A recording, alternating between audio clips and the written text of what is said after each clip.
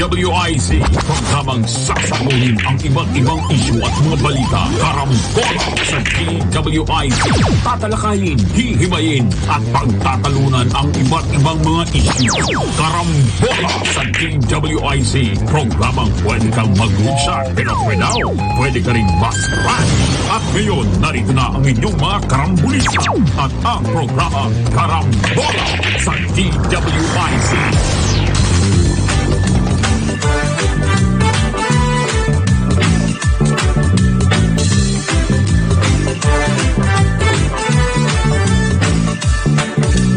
Gising sa umaga kasabay ng almusal, nakatutok sa programang may kabuluhan.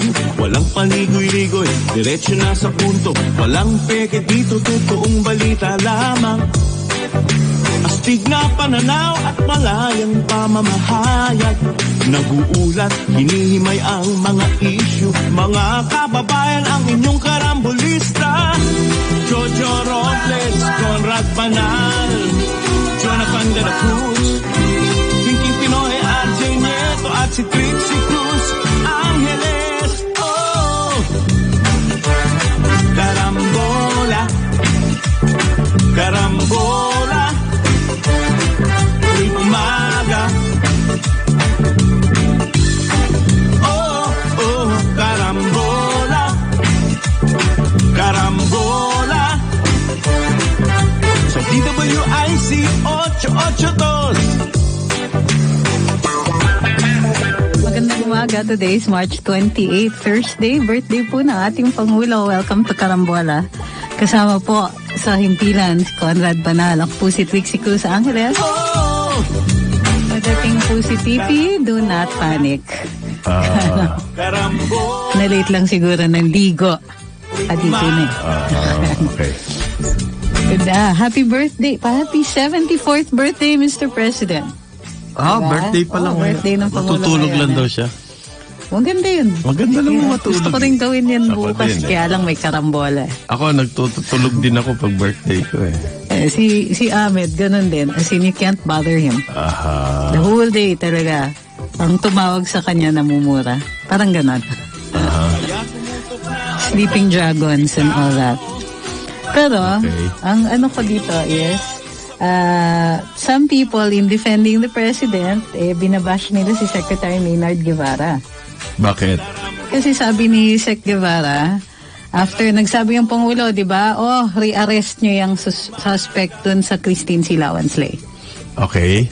Sabi ni Sec Guevara, eto yung tamang procedure dyan. Yung Silawan, yung sa Cebu, yung natagpo ang 16 or 17-year-old na na mukhang hinalay. Ano ba, hindi? Hindi Sabi naman. ng medical legal, wala naman daw indication na nagahasa siya. Pero wala lang siyang damit from the waist down. So, yun yung initial nila. So, it could also be attempted. So, hindi pa dinidiscount yung possibility na may sort of sexual assault dito or attempted rape. Bakit tinanggal yung mukha para hindi makilala? That's possible. Pero nakita ba yung kusan yung mukha? Hindi naman tanggal completely ano ba yan? Flayed yung word na ginamit nila. Which means nandun pa. Pero tanggal siya, in-expose yung bone, andun pa yung skin. Okay. Talaga na yan na-point out ko yan dun sa book na Smaller and Smaller Circles. Okay. Ni F.H. Batacan, ginawa yung scene it's an indie film. Ganun yung MO ng serial killer. Meron serial natanggal killer. Yung mukha. Wala kaya nga ang daming serial killer dito sa Pilipinas. In theory, wala talaga. Kasi ang serial killer, ang profile niyan is between the ages of 26 and 40 or a little older, male, white. Okay. Although meron ng mga babae na serial killer, they still remain exceptions. Meron na rin Hispanic, meron na din daw isa na African American, pero in general white. Single. Yan. Usually they have problematic /traumatic childhood. Ano bang yung serial killer? Pareho lang yung ginagawa. Tapos ginagawa nila palagi. Serial siya. Ang ibig sabihin ng serial, parang 1 or 2 at a time, pero iba-ibang times. Okay. Marami. As opposed to mass Wala murderers. pang ganon sa atin. Wala tayong profiles of any serial killers. Ang meron tayo serial rapists. So, yun yung... So, ano yung nangyari doon kay Guevara? Sabi ni Sec Guevara, the correct procedure would be to file a motion for recon, yung NBI agents na humuli. Okay. Tapos, dun sa order ng inquest magpapile prosecutor ng recon, motion for recon sa piskalya. Sa city prosecutor. Yes. Yung city prosecutor kasi, dinismiss. Hindi siya dinismiss. Pinakawalan. Hindi na niya proceed to investigation, order to release the suspect kaagad. Kasi problematic yung arrest. Illegal. So, ngayon, ang contention ng NBI, legal sila. Hot pursuit. So, sabi ni Duterte, arrestuhin niyo uli. Re-arrest. Kumbaga, he overruled the city prosecutor. Yes, pero since hindi pa naman inaapila sa kanya, wala pa siyang ground to make that ruling. Okay. Diba? So sabi ni Sec Guevara, ganito ang gagawin dapat. File ng MR. Yung motion NBI. For recon. Oo. Sa city on the prosecutor. order to release. Okay. Kasi wala pa namang finding of probable cause. Just an order Pagkatapos, to release. kapag dininay ng pag dininay ng city prosecutor yung MR, appeal to the DOJ, SEC, or... DOJ, SEC yes, naman. DOJ, so, SEC, DOJ, SEC na lang a-action. Yes. Okay. So, hindi na actually kailangan ng order ng President. So, yung sinabi ng hindi Pangulo... yung order ni Pangulo naman yun, hindi direct yung... Ngayon din, asikasuhin nyo, arrested. Ibig niya sabihin doon, gumawa kayong paraan yan, na ma-aresto yan. Hindi naman ibig sabihin physically, arestuhin nyo na yan ngayon. Pa-aresto nyo, still using the same. Hindi naman literal ganyan. Kasi binabash si Sec Maynard Guevara, sinasabi ng mga tao, oy, marunong ka pa sa presidente. Hindi po ganun yon. Actually, tama si Sec Maynard, tama si Sec Guevara dito. Binigay lang niya. Wala naman sinabi ang Pangulo kung paano nyo re-arrest, di ba? Basta arestuhin nyo. Arestuhin nyo uli. Oo. So, it's up to the DOJ. Ano yun, wala ng batas? Di ba? Ano na yung sinabi ni Duterte, yun na yung batas? Hindi ganun. So, number one pa nga siyang stickler sa ganyan. Dahil abogado siya. At saka, ano siya, di ba? City prosecutor nga siya. Oo, marunong siya. So, alam niya yan. Kung ito nangyari under his watch, baka namura pa niya yung mga pulis. Bakit nyo? Why did you jump the gun on this one? Di ba? Kasi kung ako yung prosecutor, ganun din gagawin ko. Sasabihin ko, for further investigation to. So, hindi ibig sabihin na pinakawalan yung suspect, tapos na yung kaso o dismissed yung case. Okay. Ibig sabihin, the cops have to do more work. So, ang dobling gagawin ng pulis ngayon at saka ng NBI is to surveillance nila itong suspect. Para kung sakaling tumakbo, mahahanap pa rin nila. 1. 2, kumuha sila ng independent evidence independent of the confession. Kasi sigurado tayo, yung defense will attack the confession. Okay. Kung yun lang ang ebidensya nila, yari tayo sa kaso. Okay. So, they have to now do the basic police work. O mag-interview kayo. Meron silang CCTV. Good start na ngayon O, interviewin na nila. And meron pang mga suspects na hindi pa nahuhuli. So, ang tingin ko dyan is hulihin nila yung ibang mga suspects tapos file. Dun sa, refile the case. Doon for preliminary investigation. Or, yun na nga, file sila ng motion for recon. Kung may oras pa mag-MR. Pag nag-prescribe kasi yung MR nila, refile sila ng kaso. In other words, masusunod pa rin yung gusto ng Pangulo. Kaya lang, we have to follow the rules para hindi masipa yung kaso. Diba? You don't want these kids to get away. Uulit yan pagka if they get away with this. Sigurado tayo uulit yan. Hindi ordinary murder to. May mutilation involved. Sa criminal profiling, kapag may mutilation ng katawan na involved, merong serious psychological issues yan. problema yan. Oo. Kasi, kung gawin uli. yun. Kaya yun ang tinatanong ko sa iyo kung may serial killer dito. Kung gawin uli. Kasi kung ganong klase, hindi normal na galit ba yun? Passion? Or Usually, aksidente? Hindi ano yung mukhang may sayad? Hindi ba? Kung ganon. On the face of it, of course, hindi pa natin alam. Hindi na nga natin alam. Mukha lang yung circumstances doon. Hindi nagalit, pinuputok ng sa ulo. Ganon Ganon di ba? Pwede yun. Pwedeng sabihin nila. Nagalit. Crime of passion, nag-away sila. Or aksidente, nabagok yung ulo. Ganon Pero diba? I doubt. Hindi ganon I doubt. Yung hindi cause nga of death was yung hiniwa yung throat. So yung carotid arteries. Merong troubling, nakakabahala. Based dun pa lang sa ebidensya na nakikita natin, this is murder. Intentional to. May intent to kill ito. So, hindi, we need to have a solid case or else a murderer is going to get away. Diba? So, huwag kayong magalit kapag ginagawa ng DOJ o ng mga prosecutors yung trabaho nila. They're doing this for a reason. One of them is to make sure that when the case is filed, solid yung kaso. Kasi otherwise, kawawa yung yung victim. Kawawa yung nanay. Iyak na nga ng iyak, hindi pa makakuha ng hustisya sa anak niya. So, huwag niyo i-bash si Sec Maynard, he's doing the right thing. So, at saka, wala naman tayo naririnig dun sa Pangulo, di ba? Wala naman sinabi si Presidente kay Sec Guevara na sabi ko re-arrest di ba? Wala naman ganon. Yun na nga yung paraan to re-arrest. Exactly. Ang sabi ang order ni Duterte, arrestuhin uli. So si Guevara, sinunod niya yung order by issuing an order naman kung paano gagawin. Yung method. Okay? Yun. Yung end, nanggaling kay Duterte. Ano ba ang end? Maaresto yan. Ano yung method? Eto ang method. Yun. Sabi ni Guevara. Exactly. Malinaw na po ba? Hindi po ba? So yung malinaw na. Kaya nga hindi dinidiscuss ni Sec Guevara yung hot pursuit is because it's bad theory. Okay, it's a bad case theory, bad legal theory yung hot pursuit. Bad theory on the part of the law enforcers. Ibig sabihin, they're not off the hook. Kailangan talaga nila lumagap ng ebidensya dito, and those evidence independent of the confession.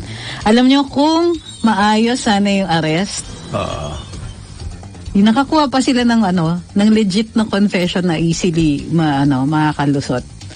Ngayon, question is, sigurado ako questionin yan ng defense.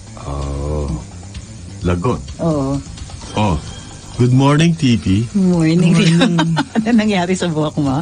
Ay, ano ka tayo talaga lahat? stress ako ngayon. Stress ka ba? Unicorn hair. Obvious naman. Maano lang. Yung pagka-blow dry mo, may problema lang. Aso hindi ko binlow dry. Kaya binlow dry ito ng kotse.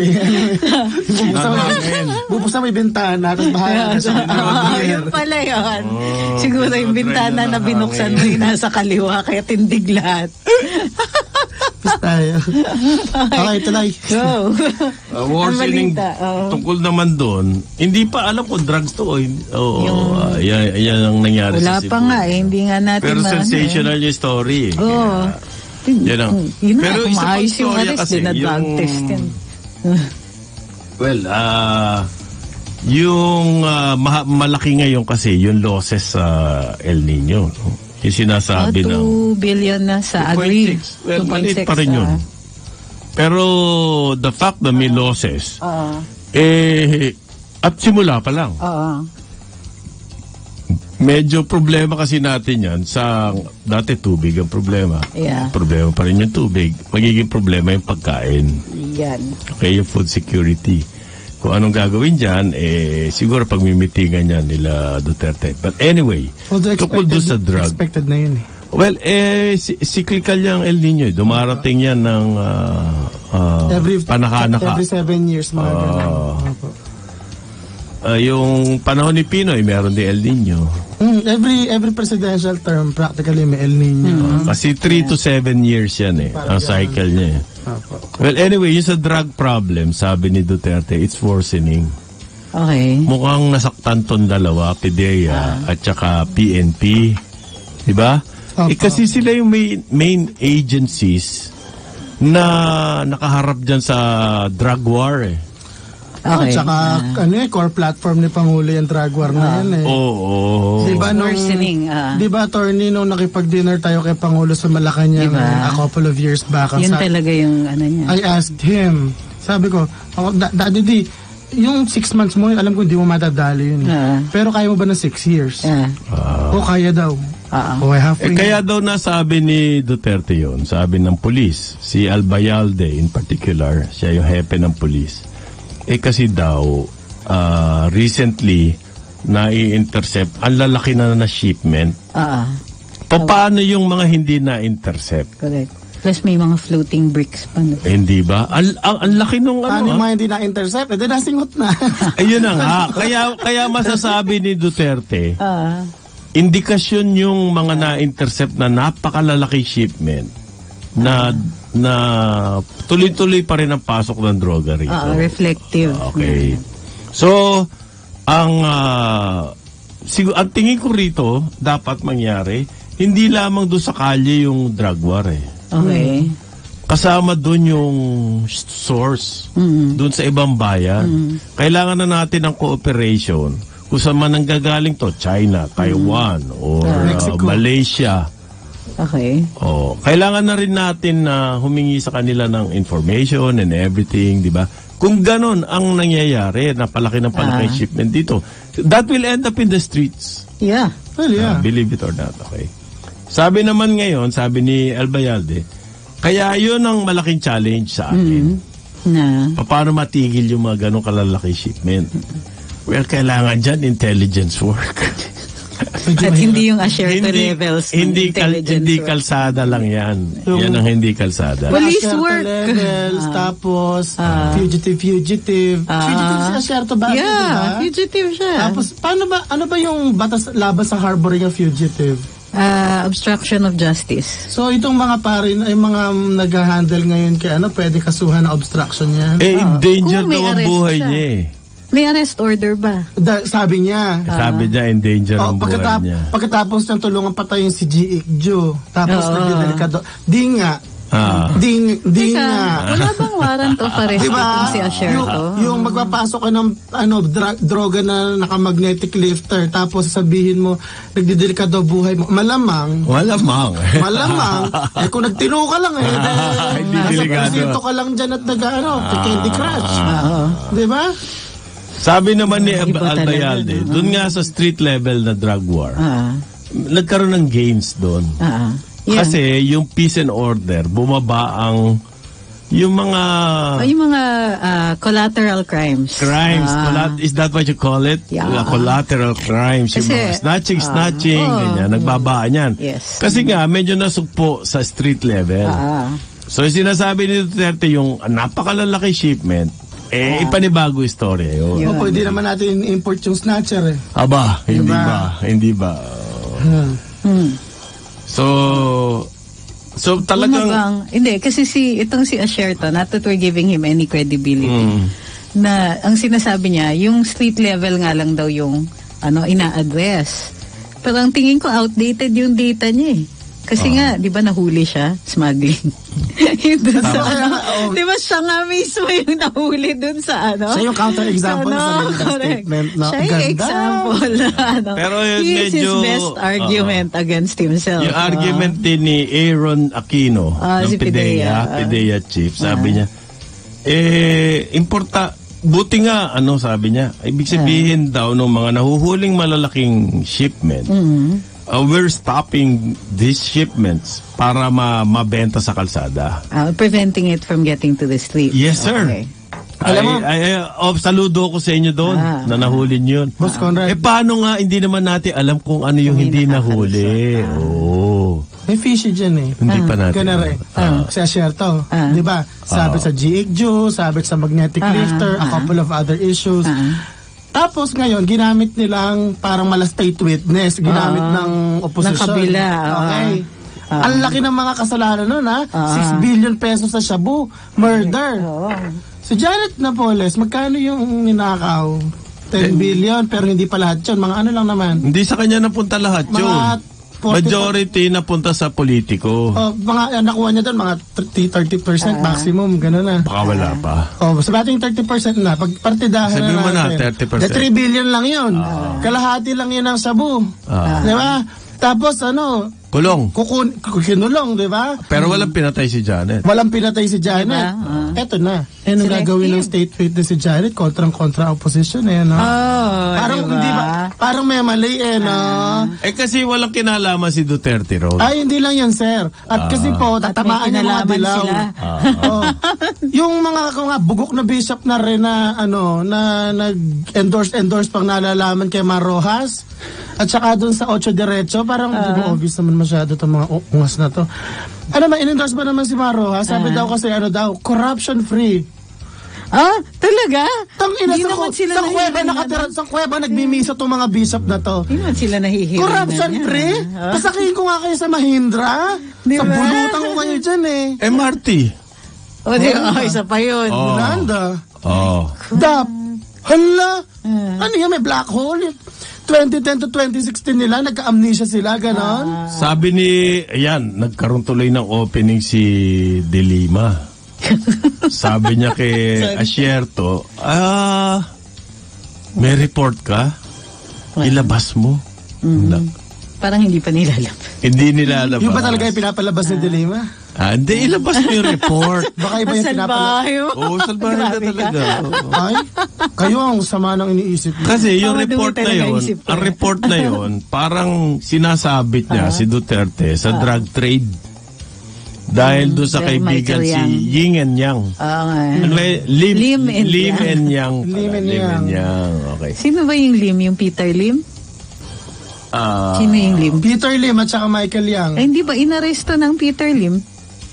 Yung Michael Yang yung Michael Yang, hindi, may dispute Kung yung Michael Yang na naging consultant ng Pangulo is the same Michael Yang na binabanggit ni Asierto sa report niya. Dahil napaka-common ng pangalan. Napaka-common ng pangalan. So, according to, I'm not sure if it was PIDEA o si ito yung maganda doon sa development dyan. Sabi ni Asierto, his life is in danger. Hindi niya naman sinabi, against whom? Sino ang titira sa kanya? Yung mga dati niyang business associates, gano'n? Ayon sa report ngayon, De Lima slammed the president for threatening the life of Asierto. So, ang assumption ni De Lima, nung nagsabi si Asierto na his life is in danger, si Duterte yung papatay. Alam niyo kung sino may kasalanan dyan, diba? Sabi ni De Lima. Ang matindi ron, pinatulan ng media. Di ba? Yung mga ganyan, chinecheck ko yan noon Ano ibig sabihin mo rito? Alam mo kasalanan. Wala bang magpa-fact check ni De Lima? Meron ba na before that, sinabi na si Duterte, ang nagte-threaten kay Asierto. Meron bang ganun report? Wala. Alam mo, Boss Conrad. Bakit biglang nung sinabi ni De Lima yun, it's like it's already a fact? Hindi, kasi alam niya, it's already a fact. Ang dami-dami yung paliwanag, ganun lang yan. Nakalimutan ni Asierto yung script. Di ba minamemorize line by line? Kasi sabihin dapat siya si Pangulo po yung nananakot sa akin. Hindi niya nasabi. Nakalimutan. Hindi, alam niyo, pinagbigyan naman sila ng Pangulo Hindi niya sinasabi yun kasi wala siyang alam na merong na may threat. Baka naman mamaya mga threat lang sa Facebook yung natanggap niya. Ginagamit nila yung linya ng Pangulo. Very recently, kahapon lang yata Sabi ng Pangulo, ba't buhay pa yan si Asierto? Ngayon, yun ang sinasabi nila. Ayan, di ibig sabihin. Sabi ng Ocho, ayan, di ibig sabihin, totoo, may threat. Kasi sabi ng Pangulo, bakit daw buhay pa yan? Question. Election ngayon. Referendum to para sa Duterte administration. Sa palagay ninyo, pag na-death threat si Pangulo ng drug lord, sa palagay ninyo, magagalit kay Pangulo yung mga taong bayan? Correct. Di nga. Alam mo, bakit tanga rin nag-uusap na. Sa tingin nyo, si Asierto, tingnan yung profile ni Asierto, no? Suspected murderer, suspected drug smuggler, suspected corrupt cop, Tapos, presidente versus this guy, presidente with Tapos nagtatago ngayon. frustrating na gano'n. Tapos Nagtatago. nagtatago yung isa. Sasabihin lang ng presidente, nagtatago ba't sa buhay pa palda to? ng mga madre. Correct. Ba't buhay pa to? Sino sa tingin nyo kakampihan ng taong bayan? Kung sa Oh mga my report, gosh. Asierto, a veteran anti-narcotics officer. Ganyan ang description. Sa mga report, nabasa ko yan. nawala na yung Asierto, a suspected drug. Hindi, wala yun. A police, a dismissed police official. Wala yan. Di ba? Oo. Charged with, for being involved in drugs, shabu smuggling. Oo. Ayan. The murder of a Korean national. Ayan, mga ganun. Wala yun. No, sorry. Kidnapping and murder. Ang description niya ngayon sa kanya, heroic na. Uy, A veteran anti-narcotics officer. Yeah. Who was found out to have been involved in narcotics. Hindi smuggling. sinasabi yun. Ay, ganda. Hindi na sinasabi yun. Nagbago na. Binabago nila yung Nagbago narrative. na ngayon ang complexion nito. Ayan. Ganyan na balita ngayon. Ganda, no? Hindi ba? Tapos nagtataka sila kung ba't wala. Kasi kapag Hindi pumapalo yung kapag otso. maganda veteran narcotics kaya titirahin ko yan kasi tinitira yung mga drugs ko kasi ang teorya si Duterte mismo yung drug lord di ba? Ang layo Ito pa, may hito medyo pa. quantum leap ang naman medyo nito. Hito spotted. yan ang kanilang linya ngayon. Hindi po tumatagos Si ka ng Duterte mismo ang ibang drug dimension. lord. Ang ano pa is, hindi yung sinasabi ng iba. The report of Asierto must be investigated in a full-blown investigation. Meron ba report? Meron To start with. Parang walang investigation, no? Meron bang partial Parang investigation? in-ignore. Oo nga Yung parang half-assed investigation. May ganun ba? Half-blown. Meron bang ganun? Half-blown. Kasi may full-blown full-blown. Ito baka ano ba? One-fourth. Baka po nabubulunan pa ng saba kaya Hindi, ang weird kasi. Hindi, meron bang report? Eto, gusto ko nga yung sinabi ni Dilima Make it public. Sige nga, tignan natin, masuri natin saan galing yung report na yan. Sino, is that a fabrication? Sinong gumawa ng report nagigets ko na kung bakit Hindi, kasi Anong basis yung report na yan? Mga lahat. nung araw, umaabot ako ng mga 80 million reach per month sa Thinking Pinoy. Ngayon, mababa na, mga 10 to 20 million na lang Alam mo kung bakit? Kasi hindi na interesante yung mga away. Ulit-ulit na lang. Kasi ngayon, kinukwento niyo yan. Tapos sinabi ko, ano ba naman bago dyan? Na para matabatulas kanya sa part 3 lang yun. Exactly. Without the PowerPoint. Well, ang bago rito, kasi eleksyon. Ang eleksyon, ano yan So maraming kailangan gumawa ng issue. Kaya yung China. Issue yung China. Issue to, yung China loan.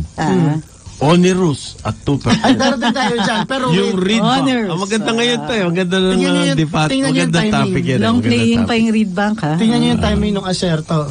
Pumutok yan last week. Ay, ano na ba ngayon? Last week ng March, no?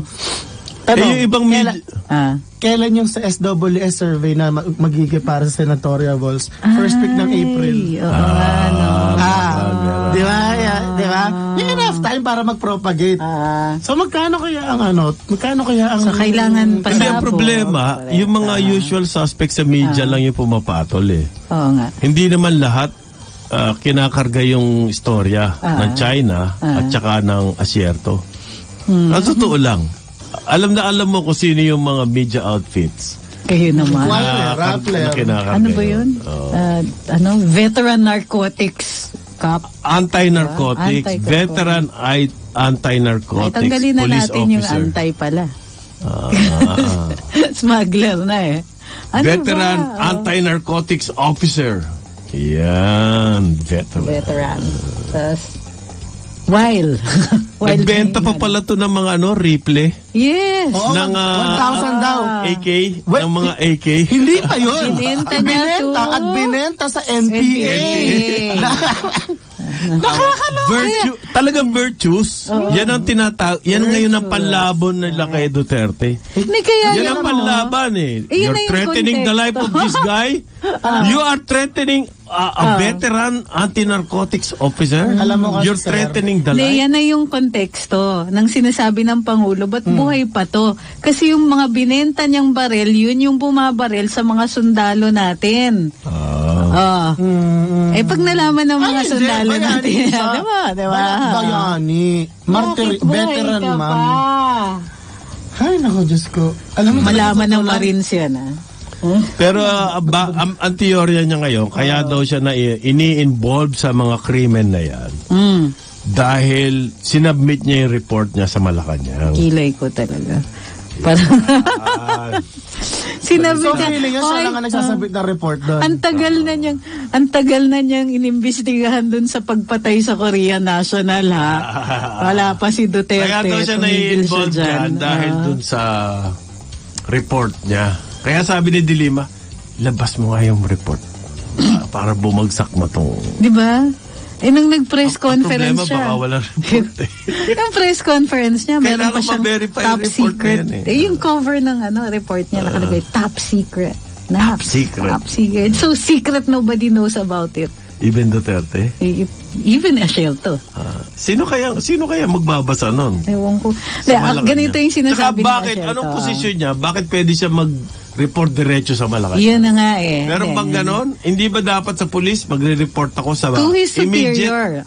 Immediate supervisor? He did. Well, actually, not to his immediate supervisor, pero ni-report niya kay Bato, kay Okay. Chief Bato, PNP. Inutusan siya ni Chief Bato. Imbestigahan mo yan. Okay. Anong ginawa niya? Wala. Nga. Tapos nag-abot siya ng kopya kay Pidea, kay Sir Aaron Aquino. But report daw sa Malacanang. Pinaabot niya. Pinapunta niya doon. So, Pinabot doon sa pinaipas niya si presidente. Bato. Din, oo. Yeah, in addition to that. Talaga may ibang... Diba? So, ang sinasabi ni Pidea Chief is, nakatanggap kami, nag-independent verification. Meron daw siya litrato ni Walang Yin and Yang. evidence. Ni Lim and Lim Yang. and Yang. Kasama si Duterte. Wow. Pinakita niya yon. Yun ang ebidensya niya na involved sa drugs si Duterte. Oo. Meron din kaming picture ni Noy Noy katabi si Napoles. si Janet Si Drilon kasama si Napoles. Yan, yung mga Si ganun. Risa, nagninang pa nga diba? sa drug lord. Ayan. O di paano, yun na rin. Si Drugs na rin sila. Same level na tayo ng ebidensya. Ganunan na. Tabla-tabla na lang. yan. Tabla na lang. Ay, Ako, Diyos ko, napaka-boring yung topic na yan, promise. Diyos ko. Alam mo, totoo lang, attorney. It has to be talked about kasi, well, it's current events. Pero, at the end of the day, parang Diyos ko, ano ba naman ang bago dyan? Diyos ko, move on na lang tayo. Mas interesado ko rin sa sa mga online warriors. Correct. Pagbalik. Dapat daw malaman ng publiko yung intel report ni Asierto. Ang kilay Sabi ni ka talaga. Dilima. Sige nga. Nasaan? Bakit ba may pumapatol pa sa sinasabi nito? Kay Dilima. Oo. Slow news day. Really? Oo. That's all? Actually, pag marami nangyayari, slow hindi news naman ako... day. Nagiging slow news day kasi tumatalino sila. Okay. Di ba? It's the same suspects naman na pumapatol kay Dilima. True. Di ba? And I use the term loosely. Sabi Kasi ni nung alam mo nung Dilima, araw ito, may ibang mga social media pages na mga kupal-kupal lang, pinapatulan ko yan. Parang after a year, sabi ko, ba't ko ito pinapatulan? Parang sayang lang ang time ko, magdota na lang ako. Yung mga ganyang asyerto na yan, pagkatapos yung tingnan yung facts na ang nagre-reklamo, isang pulis na dinimanda na pala matagal na. Buti kung isa lang demanda, At no? multiple na demanda, puro mga heinous crimes. Nagtatago. Hindi, nagsasalita naman ngayon si Dilima na persecuted. Kung kilay ko talaga. Hindi ba? Pagbalik ng karambola. Kumikita ba? Ito yung mga tanong niya, kumikita ba si Duterte? Diyan sa Kumikita pa drug ba ang kwento business? ninyo? Baka siya ba talaga ang mastermind ng Uy, drugs? ang lola nyo, ha? Ganyan ang lingwahe ni Feeling Dilima. teleserye na ang lola nyo. It's a bit of a... Puro kayo And the best you could give us is a photo. Hindi, ganyan ang politics. Let me remind you, etong mga nangyayaring to, may kinalaman sa eleksyon. Okay? Kailangan masira ang tiwala ng taong bayan sa Duterte administration. Dahil sa darating na eleksyon. Reflective na rin. Ito yung kanilang paraan. Okay? Yan ang kanilang paraan. Selective of the educational system. Ano Hindi tumatalino yung mga Yun na nga strategies dito eh. Gamitan na lang. Alam mo yung sa COMSA yung SISO, GIGO. Yung same input, same output, garbage in, garbage Of out. course. Ano bagong ginawa nila ngayon? Wala. Sabi ni BS, Alam mo yung kasabihan, sabi ni recyclable BS, yung delikado yung loan sa China. O yan, bago. alam mo attorney yung at bago. yung kasabihan na hindi ko memorize pero ganito parang stupidity is doing the same thing over and over and expecting different results. Sabi And ni this is what they're Einstein. doing right now. So for me to dignify stupidity, Actually, insanity my yan. God. Insanity. Insanity. Ayun pala. Mas malala. Well, yung insanity, sakit yun eh. Yung stupidity, it's a... Walang gamot. Insanity, may gamot pa. It's a disability. sakit din. Insanity, medyo aggressive pa yun. Yung insanity, baka nga ano pa yan, may pag-asa pa eh. Diyos ko, doon po sa mga nakikinig ngayon, deadman na lang. Deadman na lang dyan, miss. Yung mga ganyang mga banat ng opposition, kaya ako alam mo ba't ako nabubusit, ma'am? Bakit Hindi wala dahil sa makulit sila eh. Gusto ko makulit sila. Ang problema, gusto ko may challenge. Gusto ko naman yung makakatulong sa bayan yung issues na ilabas nila. You can be critical. Okay. Halimbawa, ano bang mali ang ginagawa? Kasi walang matraction na ganun eh. Sir. Halimbawa, yung tungkol sa build. Magganap kayo ng maling ginawa and everything, ganyan. Hindi paranoia lang ang basis Hindi nyo. lang, Well, ikaw sir, ang gusto mo, may magandang, may maitutulong para sa bayan. Ako hindi ganun kataas ang standards ko eh. Ang gusto ko lang may challenge. Hindi, sa akin, it has to make sense. Yung parang attorney na parang, babarat sila kay Logic Pangulo. na lang, mababaw na ako eh. Logic lang ang hinihingi ko. Alam mo, attorney, parang babarat sila kay Pangulo, tapos maririnig yung bana, tapos sabihin ko parang, wow, hindi ko naisip yun. Alam mo mga ganun, parang, kasi nungalingan siya, pero hindi ko naisip yun. Maganda yung isang punto sa YouTube na nabasa ko. Kung si Digong ang mastermind, at sinasabi ng opposition, si Digong ang mastermind ng drugs. Sinasabi nila, si Digong ang nagpapapatay ng mga addict. Anong klaseng businessman yan? Pinapatay mo yung kliyente mo. Correct. Hindi ba? Ang Pinapatay ganda mo ng din. logic na nabasa ko sa YouTube. Totoo. Ang galing, ano? Ha? Pinapatay mo Yan yung ang sarili nag-iisip. mong, Hindi yung... Hindi si iyo kay Dilima. Yan ang mastermind eh. At the same time, pinapatay niya yung mga adik eh. Next segment, sir, pag-usapan natin yung utang. Kasi nag-press conference kahapon yung Department of Finance. Very interesting yung binigyan nila na figures. Maganda. Ayan. Magkabalik po ang Excited karambola. na ako. Excited na. Masaya to. Magkabalik po ang karambola sa DWIZ, alas 8:36 ng umaga. Karambola sa DWIZ.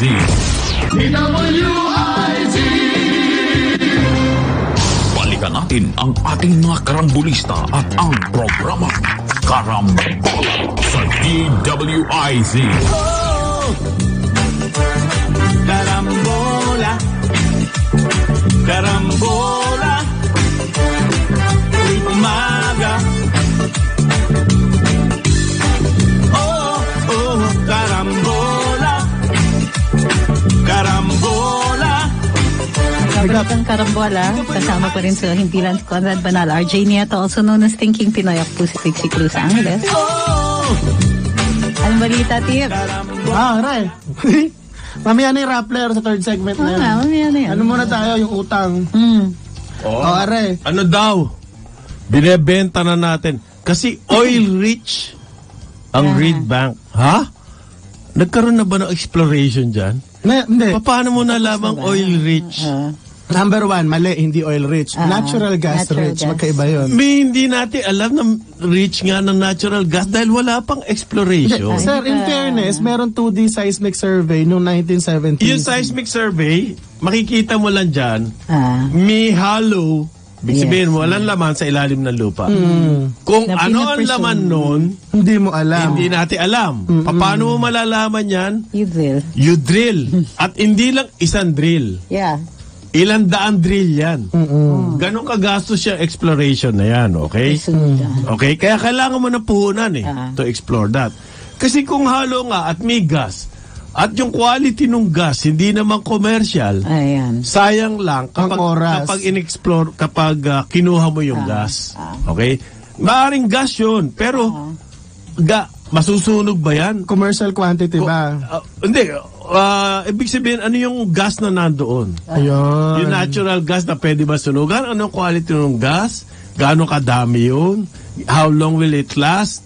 Dahil billion dollars ang gagastusin mo to exploit it. Meaning to use it para gamitin mo. Ganun po yung sistema na yan. So, walang shortcut dyan.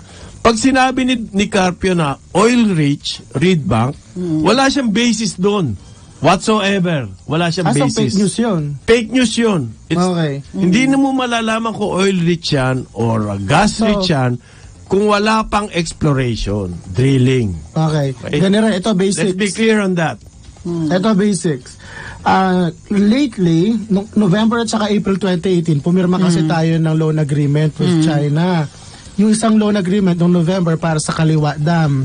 Noong April 20 para sa Chico, yung river something project. Yung Ngayon, sa pumping. May dam na dun para sa flood control ba yan? Yeah. Ganun, okay.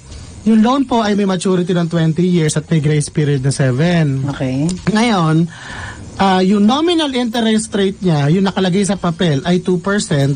At dahil hindi pa hindi pa nag-umpisa yung project, so 2% nga lang talaga, ano. Tapos po ang problema, etong si Carpio, si forever acting Chief Justice Antonio Carpio. Definitely not anymore dahil si ano na eh. So anyway, forever acting Chief Justice, now demoted to Associate Justice, Antonio Carpio, pinagnanaknak na basically daw, binibigyan natin sa China yung reed bank, yung isa sa mga disputed areas. Na oil-rich. Nag-start din sa ganun. Given yung terms ng kontrata. Alright. Kasi daw, balamang daw na, pag hindi daw tayo nakabayad, ganyan. Pero TP, nakasaad ba doon sa kontrata? Sinabi talaga yung ba yung reed bank? Or the gas? Paano napunta doon yung conclusion na reed bank ang pamimigay? Mahaba yan well, bigyan kita trivia. Ano? Ay, ganda. Ang trivia po, ito, yung reed bank, covered dyan ng Service Contract 72. Yun po yung exploration contract na, kasi po ang Department of Energy nagagrant ng mga exploration contract. Service contract, so hinahati-hati yung mga areas. May hawak ng SC-72 ay Philex Petroleum ni Manny Pangilinan. Okay. Noon kaya po, si Albert de Rosario nagpuputok ang butsi dyan. Tanong, ano kinalaman ni Manny Pangilinan kay Albert de Rosario? Pareho po silang direktor. Executive niya yan. Ha? Executive ni MVP, si Albert del Rosario. Pareho silang direktor sa Kumbaga, alipin niya yan. First Pacific. Okay. Kasi po, di ba dito sa Pilipinas may Metro Pacific? Yung kanilang parang umbrella company, nasa Hong Kong. First Pacific. Ang may-ari no, si Salim. Si Salim. Alright. Noong pong pag-upo ni Albert del Rosario noong February 2011, wala pang 2 weeks, inauthorize na niya ang exploration ng reed bank ng Philex Petroleum na that time may Forum Energy pa. Tapos po, ang problema po nun, di ba nga disputed yun? Actually, yung sinasabi nila noong una, fishermen, na kesyo daw military build-up, yun pong exploration ng reed bank, nangyari yun, bago pa magkaroon ng reclamation sa South China Sea. Gets ninyo? Nauna sila. No, pero naunang gumalaw ang Pilipinas. Okay. Ngayon, nung dumating yung exploration vessels po ng Forum Energy doon sa area ng reed bank, may dumating ng mga Chinese Coast Guard. Siyempre, disputed area. Ano pa ba inasahan mo? Tapos po, umatras ngayon yung exploration vessel. Tapos, ang report ni Manny Pangilinan and Company sa Malacanang, they were approached, quote-unquote, aggressively. Malamang, disputed water nga Ito po ang problema, attorney. Yung pong Declaration of Conduct on the South China Sea na pinirmahan natin mismo noong 2002, may malinaw na clause doon na sabi, parties shall not engage in any activities that can disturb yung ano man yung daytime sa lugar, yung uneasy peace doon sa lugar. Anything that will aggravate others. So basically, pag disputed yung area, huwag kang gumalaw doon. Gumalaw sila. Hindi pa umiinit yung puwet ni Albert del Rosario sa reed bank. Sa DFA. Hindi pa umiinit yung pasaw sa DFA. Hindi pa umiinit yung puwet niya. Wala pa siyang 1 month doon. May puwet ba siya? May puwet ba? Sana naman. Napakawawa naman. Wala nang kaluluwa. Wala pang puwet. Tapos, eto pa. Normally po, yung mga service contracts na yan at saka yung mga permits ay hinahandle po ng Department of Energy, right? Ang ginawa ni Albert Del Rosario, yung powers po na mag-give ng service contracts, mag-administer, yung powers ng Department of Energy over the disputed area ng Spratlys, kinuha ng DFA. Okay. So bakit? Hindi maggarapan na itong regulatory capture? Oo, tama. Di ba? Alam mo talaga, kasi bataan yung DFA, hindi nila bata yung energy, mabuti kinuha nila. pa sa DFA na lang yung ano na yan, May authority complicity na si yan. Noynoy, ha? Kasi, ang policy directive from the President at the time, naalala ko kasi umandar ang Westcom, Okay. yung Western Command ng AFP, Yes.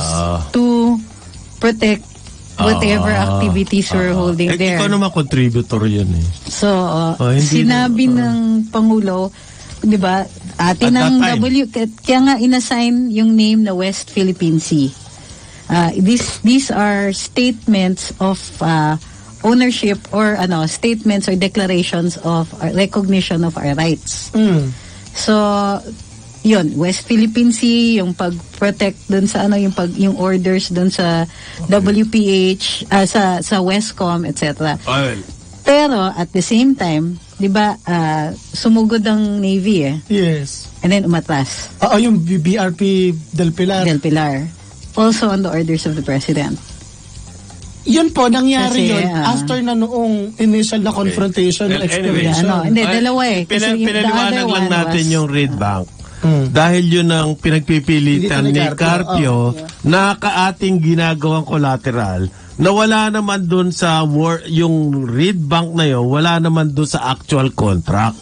Okay. Wala Isiningit niya lang, sinabi niya lang yun. Ito yung panghihito nila. Yan yung panloloko na ginawa. Nag-start siya. As if nakalagay yung Reed nga. Bank doon Hindi. sa kontrata. Ang nakalagay Hindi lang naman. sa kontrata, Okay. doon sa halimbawa po, sige, basahin sa mo. Chico River Loan Agreement. Ano nakalagay? The borrower, ito babasahin ko yung relevant parts kasi madaming salita yun, sayang sa oras. The borrower hereby irrevocably waives any immunity on the grounds of sovereign or otherwise, yung sovereign immunity. Over The patrimonial borrower does property. not waive any immunity of its assets which are ... Does not waive any immunity of its The borrower assets? does not waive any immunity of its assets which are used by diplomatic, ganyan-ganyan. So yung military, governmental functions, standard yan. Standard. or located in the Philippines and dedicated to a public or governmental use. Ito na yung catch. As distinguished. So, iba yon from patrimonial assets. And assets dedicated to commercial use. Again, this so, is a yun yung standard clause. standard clause. Ganito ang ginawa ng Department of Finance. Yan yung tinira ni Carpio. Yun. Bibigyan ko nga dapat ng medal si Assistant Secretary Tony Lambino. Diyos ko, salamat po. Dapat ikaw ang PCOO. Walang hiya ka. Galing-galing mo. Yung PCOO ngayon, puro mga inutil. Alright, eto. France. Cebu Bus Rapid Transit. Na pinirmahan po ito February 2015. Panahon ni Aquino. BS. Ito po yung part ng agreement. The borrower waives any jurisdictional immunity. ... Borrower does not waive any immunity in respect of its assets which are located in the Philippines and dedicated to a public or government use as distinguished from patrimonial assets. So basically, mga friends, yung template ng utang natin sa China, pareho lang. Yun din yung salita nung utang natin sa France. Diba, sinabi Ano ibig sabihin yan? They're older Standard contracts. yan. It's a Standard wording to. So, pero sabi ni... Not limited to this administration, meaning hindi lang si Duterte gumawa nito, even before. Panahon pa ni Gloria, Marcos, BS, ganyan lahat ng Marcos. ODA. Ito pa, going back pa. January 2010, Arroyo administration naman. Ang gatdam, the borrower irrevocably and unconditionally waives ... sovereign immunity. Ganun pa din. Standard dyan. Okay. So, pero ang claim ni Carpio ngayon, dahil daw dun sa utang sa China na yun, na magkano? 10 billion pesos, more or less? 10 billion pesos. More or less. Hindi, a little more than 10 billion, mga 12 billion, ganun. 12 billion. Delikado na ang Reed Bank. Kasi sir, Pwede raw ma-seizure ng China yung read bank. 211 Ano million. daw? Pwede daw seizure. Hindi pwede. Sabi niya. Sabi ni Carpio nga. Arbitration, kasi kasama rin Oil rich read bank. Post Conrad, kasama rin sa loan agreement. Kasi, ewan ko ba, pataghulaan tayo. Nato sa Department of Finance website yung agreement. Okay, ang sabi ba naman doon sa agreement? Pag may problema, arbitration. Diba? Ang tanong, bakit kailangan i-waive yung sovereign immunity? Malamang, kasi kung may sovereign immunity ka, paano kayo i-arbitrate? Paano kakakasuhan? Halimbawa sa exceed man lang, di ba Hindi, the sovereign immunity is only over the assets. Ang pinag-uusapan na loan pala ni Carpio. The sovereign immunity is only over the non-governmental, the patrimonial assets. So we're not even waiving our immunity under international law. Ganun ba? Our sovereignty under international law.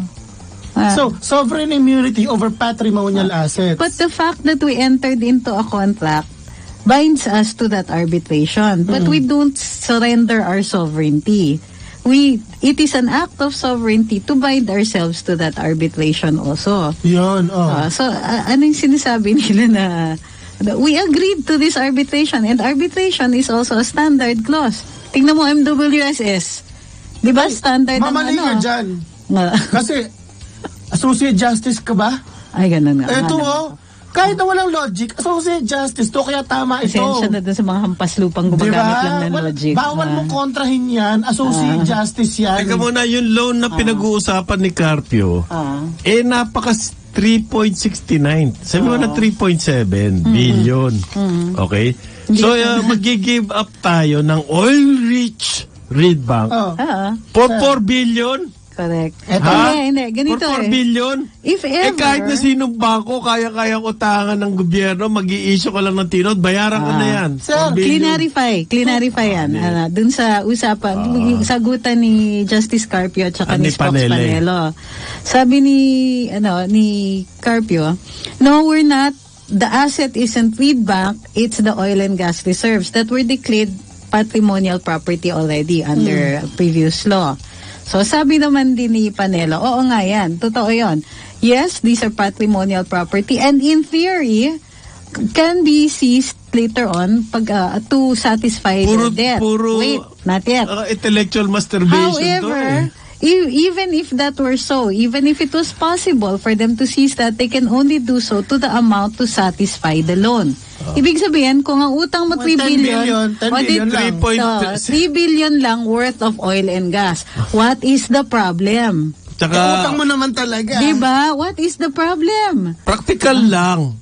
Practical lang. Yung 4 billion ba? Sabihin na natin 4, wag ng 3.7. Yung 4 billion ba? Napakalaking halaga na kailangan magkagulo ng ganito na yung patrimony niya. Diyos ko, isang dengbaksa lang yan. Hindi ba? Yun ang sinasabi ko rito so much ado over nothing. Sir, malaking halaga yung dengbaksa. Pero para sa kanila, baliwala lang yun no? Tapos ngayon, it's all intellectual masturbation. Number 1, may langis ba? At meron bang gas? Hindi pa alam. Hindi nga natin alam. We suspect dahil sa seismic survey results na baka meron kasi merong may hollow, may basyo na walang laman ganon yung science niyan Although it's an educated wala pa sigurado dalawa too much ado over nothing. Eto pa sir, interest rate and maturity, naglabas yung DOF ng okay, yan sinitira yan. Tinitira, onerous ang 2%. Paliwanag mo nga. Ito na. Ano ba yan? Ang pinagbasihan kasi nila ng onerous, yung nakasulat lang sa papel. Kailan po magkaiba po kasi nakasulat sa papel at saka yung in reality. Okay. Kasi po, pagka may halimbawa, kahit utang mo sa bangko, mas mababa yung APR na halimbawa ng card nominal rate at saka yung real rate, effective rate. Halimbawa, may utang ka sa bangko, no? Tapos may credit card ka na 8% lang APR. Yung interest rate. Pero ang dami-dami mga chuba-chuchu na fee dito, na ganyan. Kasama yun. Na kahit na hindi ka magbayad ng interest, tayo pa rin binabayaran na fee. Alright, ganun rin. So, ang Department of Finance gumawa ng table. Una, yung China. Kaliwa at saka Chico Dam. Ang nominal interest rate, ibig sabihin yung naka-name na interest rate doon sa Sa loan agreement, 2%, 2%. Okay. Wow, laki. Okay. Legal 2%. interest, by the way, ha? 2% According to the Supreme Court. Ang equivalent fixed USD rate, pag US dollars. factorin mo na lahat, 2% pa din. Kasi hindi pa naman nag-umpisa. Japan, para sa North-South Commuter Rail, 0.08%. Okay. In Japanese yen. Wow. Okay? Yun ang interest rate. Yun ang sinasabi nila. Japanese yen. Yun ang sinasabi nila, kaya onerous yung 2%. Kasi yung utang sa Japan, joke lang, para doon sa rail, parang pitik lang. But, Less yung than effective 1%, na interest rate niya, equivalent fixed USD rate, kasi ma-factor mo rin yung fluctuation. Yun. Exchange rate. Yun yung hidden. 2.7%. Kasi malaki po, pa sa China. ganito ang trend. Paliwanag ko lang sa Daletipi, no?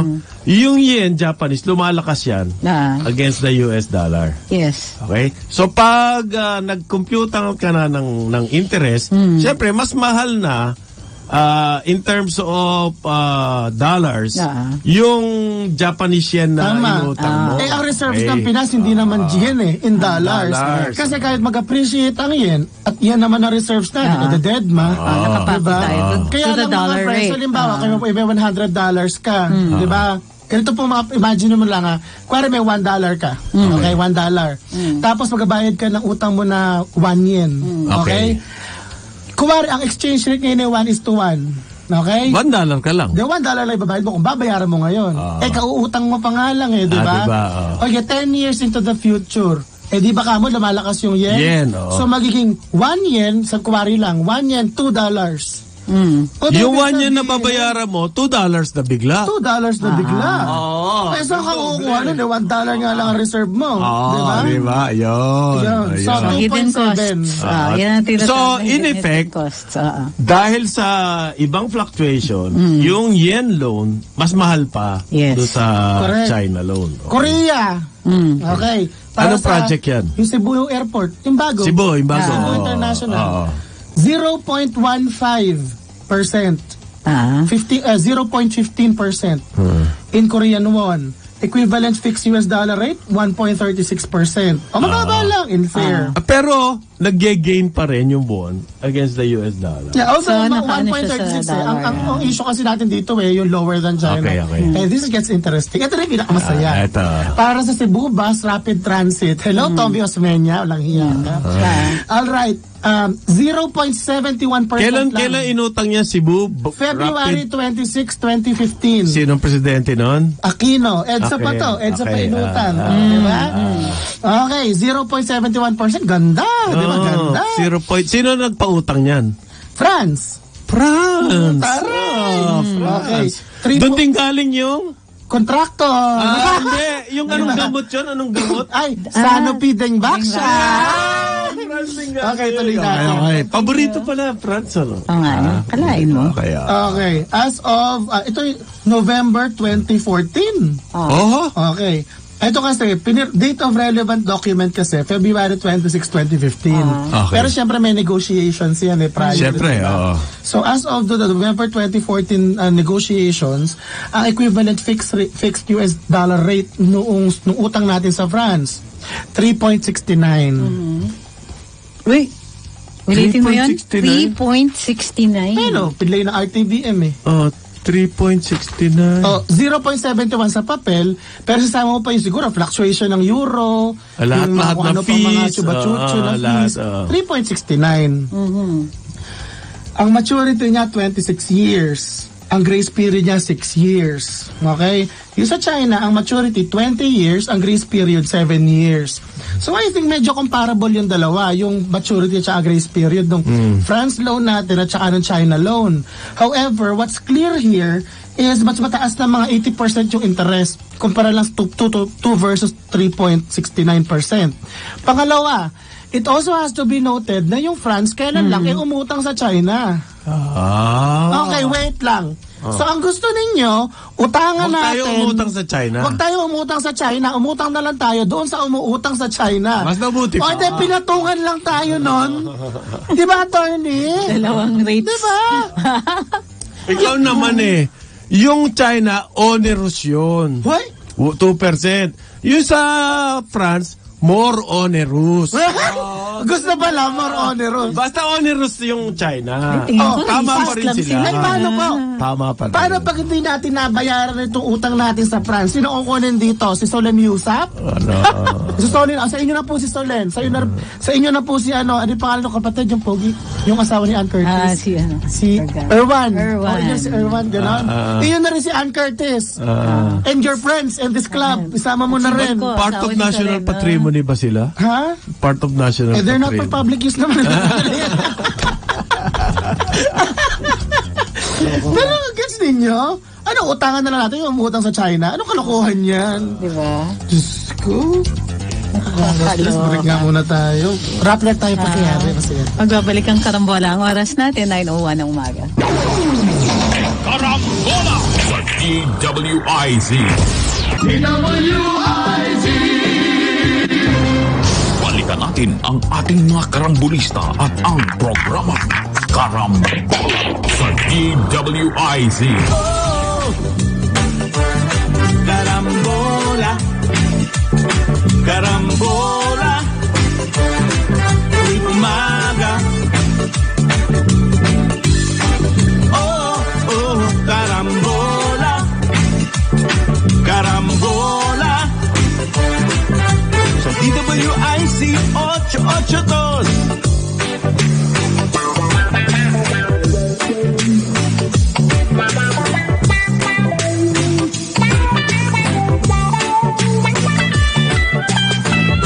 Kaya pumutok na at wag bibitaw. Nagbabalik po ang karambola sa DWIZ. Kasama po natin dito sa studio si Boss Conrad Banal. Ako po si RG Nieto aka Thinking Pinoy. At nasa kabisera po ngayon si Attorney Trixie Cruz Angeles. Oh, yun. Karambola, karambola. Ano yung sinasabi ninyo about, Butler, na? Ang mga kilola mo, indicted. Indicted? What does indicted Ay, mean? ibig sabihin, meron raw probable cause para mag-pursue ng trial. Tapos, Anong kaso yan? Ano po, ang kaso daw ay violation ng anti-dummy law. And sex regulation. At SEC, hindi, kasama rin sa SEC regulation ba yung anti-dummy law? O That's a hiwalay law. yun, diba? There's There's another. Iba yan. Hindi ko pa na-research. Corporation Code siguro yun. Yeah. O, Securities Act. Securities Act. Securities Hindi ko pa Act nakita siguro. kung ano exact violation. Pero mahigpit ang Securities Act. You can't sell securities without prior permission from the SEC. So tingin ko yun eh. Yung hiningi nilang permission, di ba? Ni-reverse ng SEC eventually. Sabi nila, unlike yung sa PLDT na ruling, na PLDT asked specific permission to ano yung binenta nila na ano sa US? Not stocks Philippine Depository Receipts. Yung depository receipts. Ang claim kasi ng Rappler originally is that they're exempt. So, they were able to Parang sell. silang GMA7 or ABS-CBN. PLDT din. Pero unlike those nga, ang sabi ng SEC, itong mga other companies like PLDT asked specific permission to be able to sell the depository receipts. Ang Rappler, they didn't ask permission. They said they were exempt. They assumed. So ayaw nilang umilalim sa kapangyarihan ng SEC. Question. Yun lang ang ibig sabihin nun. More or less. Yun po yung sa SEC regulation. Sa SEC. Yung Anti-dummy, anti-dummy, how did that happen? Pakipaliwanag. Ganito. The anti-dummy law basically says na foreigners, kung nationalized yung industry, you can't hide the foreign ownership. Yung kunwari, may foreigner, nationalized industry yan, gusto nilang pumasok. Pwede Gagamit naman sa sila PBR. ng Dummy. dummy. Yung dummy na yan will be a Philippine national, and for all intents and purposes, mukhang siya yung may-ari. Pero may nakatago. Yung pala, tinatago lang yan. Ang foreign lumabas na ownership. dami rito, kasi yung Rappler as news organization, nagtayo ng isang holding company. Yung holding company na yon, doon ipinasok yung PDR. Rapper holding. Kaya naging dami yun. Okay lang yung PDR eh. Ginawa yan ng ABS-CBN. Ginawa. PLDT. Kaya naging dami yun kasi nagkaroon ng negative control. So, hindi ka PDR lang. Yeah. Okay. You actually Or a shareholder. a shareholder of the company because you can control it. The But news since the organization. Constitution prohibits, kailangan 100% ang media companies, 100% Philippine-owned, naging ano siya. Attorney, feeling ko nakalusot yung PDR kasi pera-pera lang yung usapan pero walang ownership, walang control. Diba? Yun yung Dati, nung araw. nila, pinapakita ang problema, nila. dito po sa Rappler, nung nag-issue sila ng Philippine Depository Receipts na back po ng ng Rappler shares, no? Kasama po doon sa Rappler PDR Holdings, contract yun pong clause na nagsasabi na yung Omidyar, na Rappler has to secure approval sa Omidyar whenever they make up a certain category of decisions. You get, attorney, no? So, ibig sabihin po, may say ang Omidyar kung paano tumakbo yung Rappler. Bawal nga yun eh. Kasi pwede siyang mag-override nung proposed rules. Yun yung specifics eh.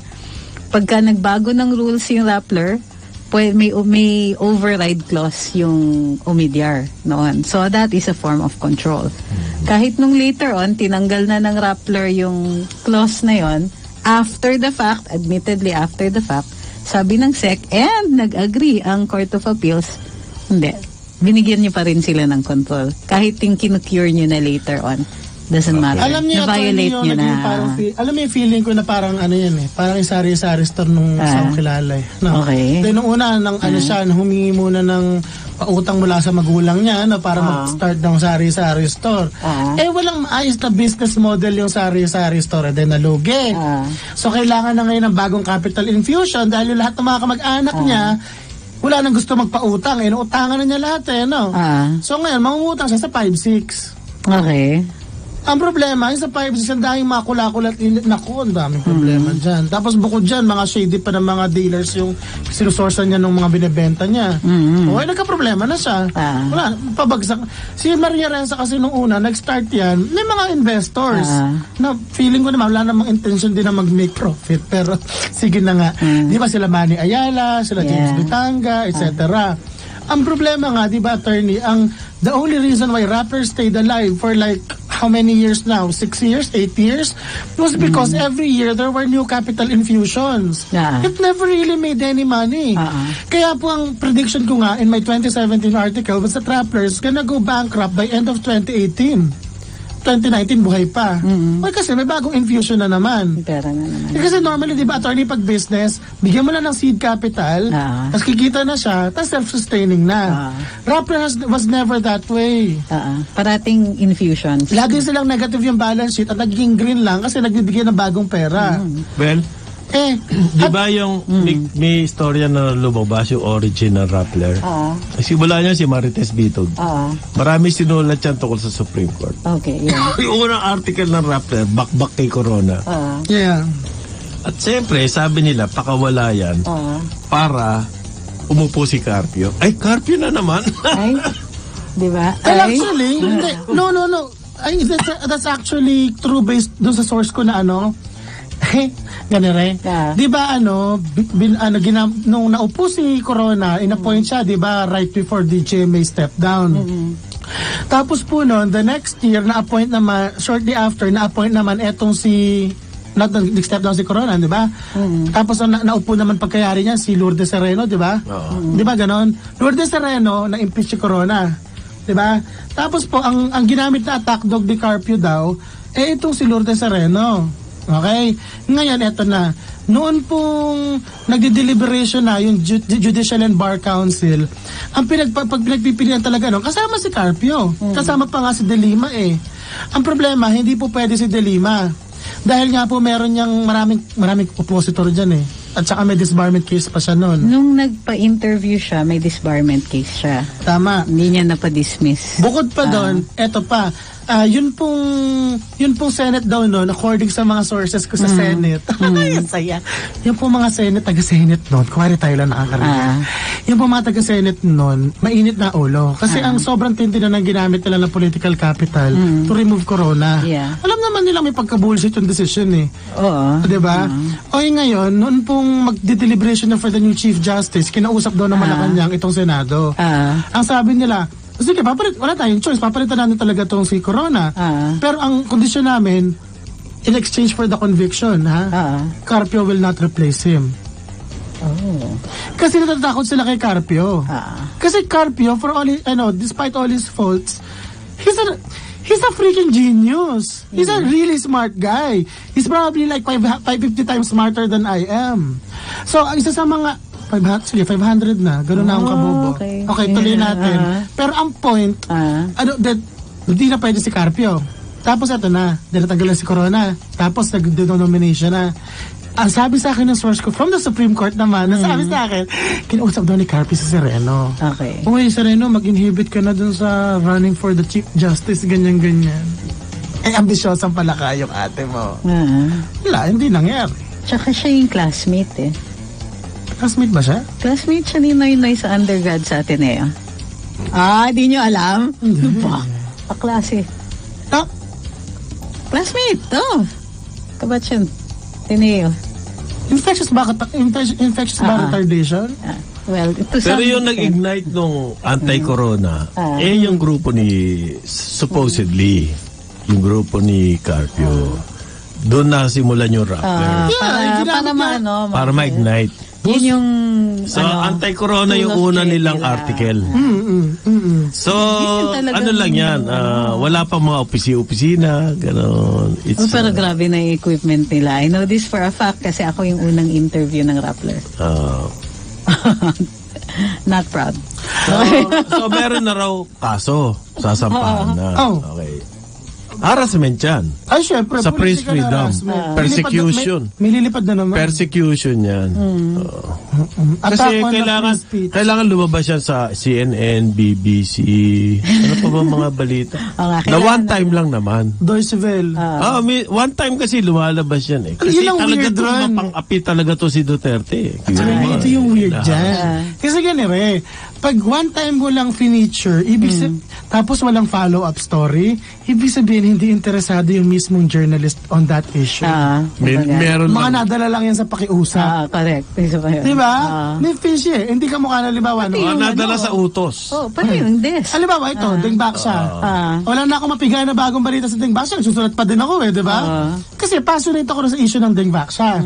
Pero itong halimbawa, yung Deutsche Welle, itong pangalan nere, itong BBC, CNN, when they reported about yung pagkakakulong for one night ni Maria Ressa, may follow-up ba? Wala na. One time lang. Why? Umiikot nga si Maria Ressa para to generate further interest in her victimization. Kasi persecution yan Kayo naman Bakla, nag-ikot ka. Hindi ko malam. Kung nag-moisturizer siya, bakas maraming sympathy.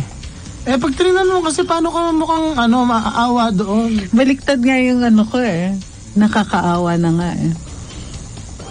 Hindi yung sa itsura ni Maria Ressa na yun, yung sympathy na makukuha niya, yung mga levels na sinushoot mo sa lata. Yung Mariana, ganun mga levels. Ay, grabe. Pero yung tipong enraged ka at the attack on press freedom, Kemerut. Paano ka magiging press? Nung sinulat mo yung SEC registration mo, property development firm ka. As a highlight to this discussion, ang penalty for violation of the anti-dummy law is between 5 to 15 years. Imprisonment. Masakit din. Masakit din. At saka, kahit ibigay mo na, sabihin na natin, ibigay yung minimum. Wala tong mitigating or exempting or na circumstances kasi special law siya. Inaisip akong joke kaya lang ayoko maging iskandalo bukas, ihiyaan mo na. A fine. Ang daming warning na ngayon isingit ko lang tukol sa El Nino. May bago na naman, ano po? Well, nag-declare na ng state of calamity. Mga regions, may Maropa. Yan yung Mindoro, Marinduque, Romblon, Palawan, Sa Zamboanga, sa Soc Sargen, Ano ba yung Soc Sergeant? South Cotabato. Yung South Cotabato. Region 11. Okay. General Santos. 13. Sarangani. Socsar. Socscargen. Socscargen. Ang gulo na, no? South Cotabato, Sarangani, Sultan Kudarat. Yes. Yun, Sultan Kudarat. Okay, Jensan. Bangsamoro, BARM. Na, declared na ng state of calamity. Tapos, severely affected pa lamang. Calabar Zone, Western Visayas, Eastern Visayas. Okay, mga food bowl to. Yun ang okay, at sabi ng Pag-asa po, hindi pa ito yung talagang grabe. Papagrabe pa lamang ang buti dry nag-declare spell. Okay. Buti nag-declare na, si Lala Mendoza. Kutapawan Massacre! Oo. Di ba? Alam mo yung nangyari na? Natutuyo na yung lupa sa Cotabato, di ba? Tapos, wala pa raw yung mismong mga magsasaka, naubos na yung ani, mismong magsasaka nagugutom na. Tapos, ang hinihiling ng mga taga Cotabato, mag-declare na ng state of calamity o emergency, basta alin sa dalawa. Para ma-unlock yung DSWD. Funds, oo. Ano sabi ni Emily? Ni Lala? Ayoko nga. Di ba? Ayaw niya. Ang problema natin rito pinaglalaanan po yung eleksyon? Ayun, yun diba? Kasi while sorry Boss Conrad, habang nagbalalakad na yung mga magsasaka papunta sa Kidapawan para mag-rally sa NFA, alam mo ginagawa ni Lala? Kasama si Mar Rojas nangangampanya sa kabilang town. Correct.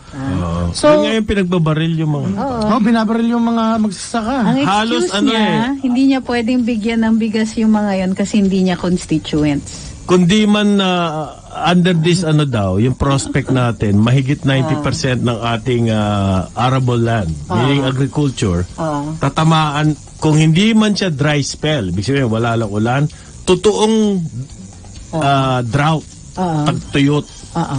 Hindi lang yung walang ulan, talagang tuyo-tuyo yung lupa, hindi mo pakikinabangan. Ganito po yung epekto sa atin yan. Okay, yung pananim, tapos na yun. Wala na. Ang masakit pa doon, pati yung mga livestock, kasi sa anong kakainin noon? Ng livestock. Yes. So, saan tayo aasa? Isda lamang. Isda lamang, tsaka imported rice or something. Ngayon, mahigit sa 90% ng area ang apektado niyan. Yung 8% or something na matitira, hindi kaya tayong sustanahan ang buong... so, import ng food. Paano ngayon? Anong measure natin? Meron ka bang naririnig na merong... Wala. Ang ginagawa ngayon, puro angal Ang DA, Department of Agriculture, si Piñol, puro angal. Kasi hindi ginawa yung ganyan, hindi ginawa yung mga irrigation, yung ganyan. Well, na ngayon, para magdusa na lang tayo lahat? Tapos, sabi, puro long term. Kailangan natin ng mini impounding, yung ganyan. Bukas ba, meron na yan? So we can prevent the hunger, the starvation baka bago that we matayo may be yan. facing because of food security. Bago matayo yung mga impounding, nagtumbahan na tayo lahat. Hindi ba? Ano kaya ang gagawin natin? Meron ba tayo narinig? Disaster na to Sa level na nga ng calamity, state of calamity na nga yung mga ibang lugar Sir, diba? magtiwala ano ka bang lang. measures? Magtiwala ka lang sa puong may kapal. Yun lang. Ganun naman lagi yan Di ba, attorney? Yung bibigyan ng mga unrealistic na solution, tapos mapapansin mo, hindi naman nag-improve. Hindi magtiwala ka lang, makakaraos din Kapit tayo. lang. Kapit lang. Yakap, hashtag. Dasal. Thoughts and Sabi prayers. niya, Sa Pinyol, bawas na po muna sa press release. he has been pushing for solar power irrigation. Okay lang matatayo yan. Immediate na itong pangangailangan ngayon. Ano ba ang solusyon? Strike 2, si Manny, ano bang... Oh my God. Strike 2 kasi yung NFA Narinig akong chismis dyan. Sasabihin ko sa inyo sa break. Ano manalok ka, Boss Conrad? Oo nga Pero baka yan yung naririnig-rinig na. Yan, di ba naririnig-rinig mo din? So, ang tinitira niya ngayon, yung irrigation. sa media. So, teka, wait. Teka muna, ang problema natin dito, yung food security muna. Hindi, teka ba, backup. Irrigation, hindi ba de facto para siyang head na rin ng NIA? Di ba cluster yan? NFA, irrigation. Hindi kasi, yung irrigation, ganito yun, naiintindihan ko yung punto niya. Yung irrigation, hindi pwedeng isang administration lang. Okay? Talagang ano yan every day you have to do it. Yeah. Okay? So, magmula noon, hindi kasi pinabayaan yan nila na Pinoy yung aggregate. Kaya negative ang ating agriculture noon. Yun ang punto niya ngayon. Sobrang pinabayaan. So, ngayon lang tayo, ngayon lang tayo uli na bumabawi na inaayos natin yung ating irrigation system. Bahagi yan ng infrastructure natin, ha? Kasama yun sa ginagawa ni Duterte. Build ngayon, pa rin yan. But the result, hindi bukas makukuha natin na ginagawa tungkol sa irrigation. Ang punto ko lang dito, papaano yung ating yung food security nito, because of the warning kayo ng warning ng drought and dry spell and everything. Anong gusto nyo maasahan sa amin? Matakot lang kami? Oo nga Ano solusyon nyo? Yun. Para daw hindi na lang tayo Sana man lang Gusto ba takutin lang tayo? Ano? What I would do. Una, halimbawa, mag-import ng mas maraming pagkain, obviously. Pangalawa, siguro, isubsidize natin using your rice tariff. Kung pwede, kung legal man yun. Tapos pangatlo, halimbawa, turuan yung mga medium term man to. Turuan natin yung mga magsasaka na magtayo ng mga halaman na hindi kailangan masyado ng tubig. Mga ganon. Ibigyan mo ko na realistic mechanisms. Tapos pang-apat, yung mga NFA natin, i-stock na natin agad ng madaming pagkain para whatever happens. May lalafangin ang mga taong bayan. Yeah. Wala naman silang gano'n na sinasabi. So, yung mga solusyon, halimbawa, manggagawa sa agriculture, union. So, sabi daw, they're encouraging farmers to get insurance, other forms of financial assistance from the government. How can you buy insurance? Hindi na. May pre-existing na Okay, ngayon, hindi, yung assistance, okay lang. Ngayon. Ito yung tanong ko dyan. Okay, good. Magkakaroon ng assistance yung farmers. Magkakaroon ba ng pagkain?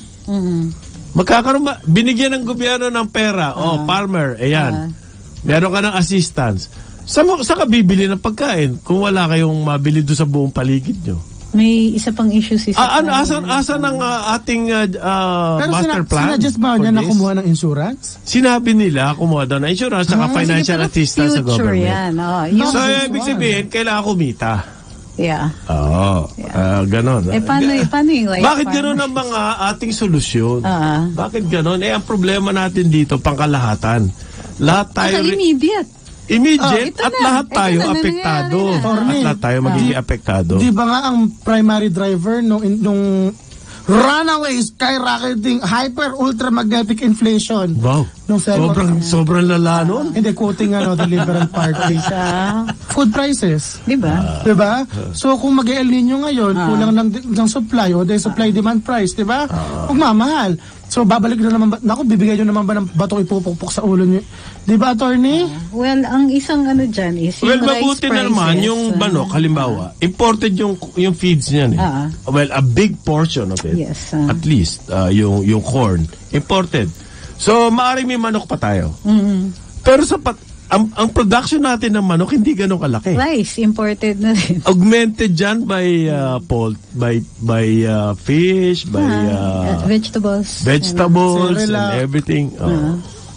Sarap yung Cerelac, yung ganyan kumakain pa. Kita mo to. Cerelac. Hindi, ang point ko dito is baby isa lang ang na-address. Isa lang ang na-address. Yung rice. Kasi nag-liberalize tayo ng importation ng rice, bumagsak ng babagsak. At least may makakain tayong bigas. May makakain tayo. Although this is bad long term. Yun ang sinasabi ni TP, yung inflationary effect niya. Mararamdaman natin. Delikado the rest of the food. Hindi nyo nahalata ang Bangko Sentral. Kahit na under control na inflation, hindi pa rin binababa ang rate. Why? Kasi nga may problema pang isa na darating. Balancing act din kasi. Tignan nyo yung nangyayari sa onions. Bagsak ang presyo ng onions. Bagsak din ng copra, by the way. So, sobrang bagsak dahil nag-import lib tayo on the onions. So, laki ng pumapasok. Sa Copra ba? Nag-import lib ba tayo? Hindi. Sa Copra nawalan tayo ng meals. So, hindi na tayo bumibili. Hindi na Walang tayo bumibili. nagpo-process. Sinong bibili ng Copra? Ina-export natin abroad. Copra na lang. Hindi na... Low quality yun. I mean, walang added wala na value. tayong meals Tsaka wala na yung buying station. Yung mga meals kasi, pinag-release ng Aquino administration sa mga malalakas sa kanila. Nakuha na lahat yung mga coconut oil mills na yan. At alam mo anong ginawa? Hindi Copra pinrocess palm oil na imported. Wala, galing sa Indonesia? Mga loko yan, nakakainis. At saka mura-mura pa ng lease. Di ba? Next to nothing? PCGG yung iba dyan, ha? Sino tinatamaan dyan? Yung mga coconut farmers. Kaya umaangal sila ngayon. Ngayon, dahil bumagsak nga yung Copra. Kasi hindi na sila binibili. Meron nga dito sa Pasig di ba? Na coconut oil mill na, mura-mura nakuha. Ang malaking grupo nakakuha. So, ang point Manny dito Pangilinan group, nakakuha yan sa Davao. Lahat ng issues na ito. Kinuha nila. Release nila. Magkano lang? Pabiding-biding lang daw. Kunwari, biding-biding. Tsaka ang mura-mura. Magkano? Well, hindi ko nakalimutan ko na, pero talaga mura. Ano talaga? Hindi, ang point rin dito is all of these issues are under DA. Yung Copra, yung onions, bigas, yung rice farmers. So, yung pati irrigation is under, So, ito na yung segue ko. Sabi ni Duterte, magsisibak na naman daw siya. Sino? Ng mga officials. Hindi niya pa sinabi. Martin Andanar-Sana. Pero may hint na. Hinihintay ko lang yung report. Ano yung hint? Hinihintay niya yung report. Hinihintay niya yung report. Malamang. Obvious na yun. Obvious na yun. Si Velasco yan. May isa pa. Sino pa? Meron nga isa pa. Mas masaya to. Ay, yung balita mo na yan. Ay, naku, wala yan. Maninibak daw Ito talaga, pinayayanig ang Pilipinas. Okay, sige, para makichismis kami kay Titi, magbo-break muna. Karambolang oras natin, 9:32 ng umaga. Karambola sa DWIZ.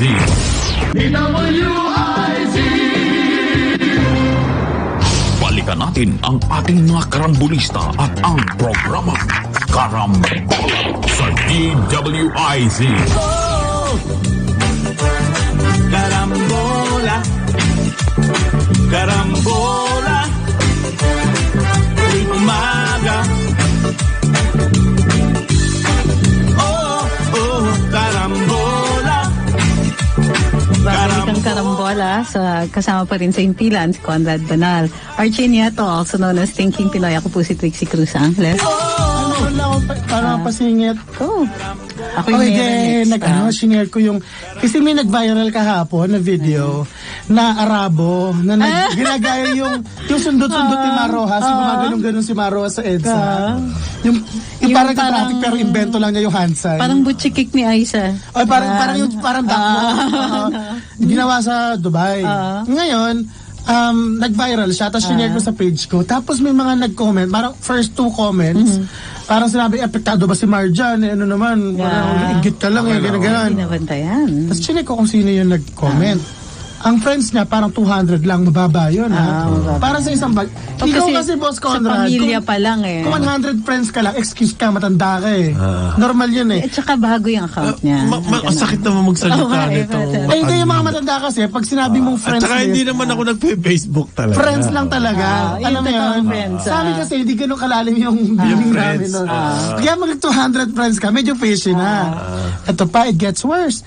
Tapos may mga nag-like ng comments niya, puro heart.